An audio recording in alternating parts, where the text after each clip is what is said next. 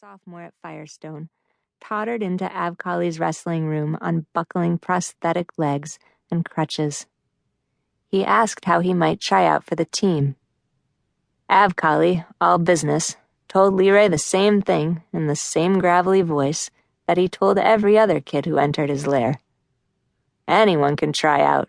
I don't have to cut anybody. Wrestling is the hardest thing you'll ever do. You'll cut yourself.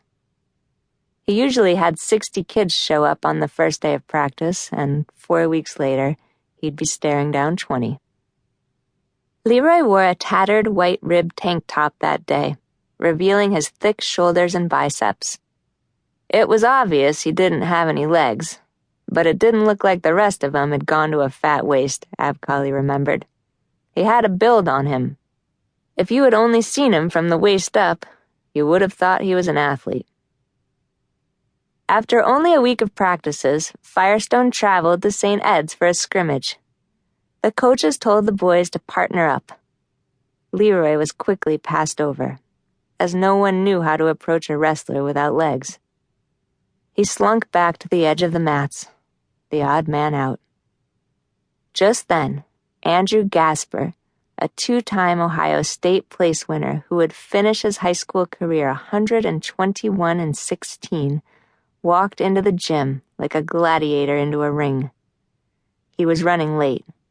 He pointed to Leroy as though he had been searching dark alleys to find him. "I got you," he said. "Let's go." A wrestling infant versus one of the sport's giants, Leroy hardly made it within arm's reach before Andrew flattened him into the mat, brutalizing him for the next 2 minutes. Andrew showed no mercy, tossing Leroy around like a German shepherd with a chew toy as coaches winced, mercifully closing their notebooks. When the whistle finally blew, Leroy untangled himself from Andrew's web of limbs and emerged with a wide, satisfied smile.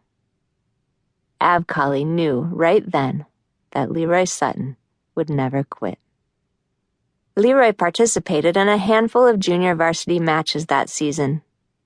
He rarely left with a win, but always a smile. Leroy's wrestling days at Firestone were limited, though.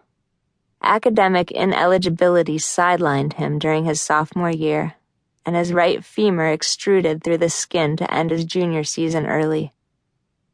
Following bone revision surgery in 2007, Leroy moved in with his grandmother on the east side of Cleveland and transferred to Lincoln West.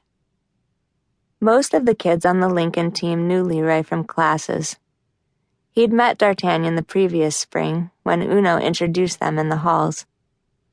By then, Dartanyon had either acquired a nickname or given it to himself, depending on whom you ask.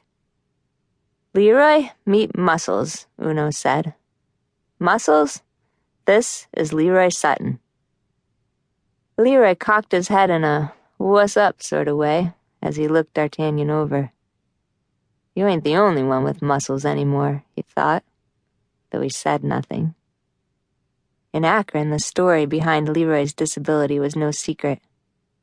Residents young and old could tell you where they were when Leroy Sutton lost his legs. But Cleveland represented new territory, and Leroy wanted to be known for something other than his history. No one dared ask what happened to him until Dartanyon broke code and spoke unprompted, catching Leroy off guard. "What happened to your legs, man?" He didn't know they were gone. Staring down at the sheets of his bed, the morphine starting to fade, Leroy was still numb, but he knew something was wrong. "It was when I tried to sit up," Leroy remembered. "I pulled the covers up, and that's when I figured everything out." December 7th, 2001 was a day that started like all others for then 11-year-old Leroy. "Red, get your butt out of bed." Leroy's 15-year-old brother Tony pounded on the wall separating their bedrooms to wake him up.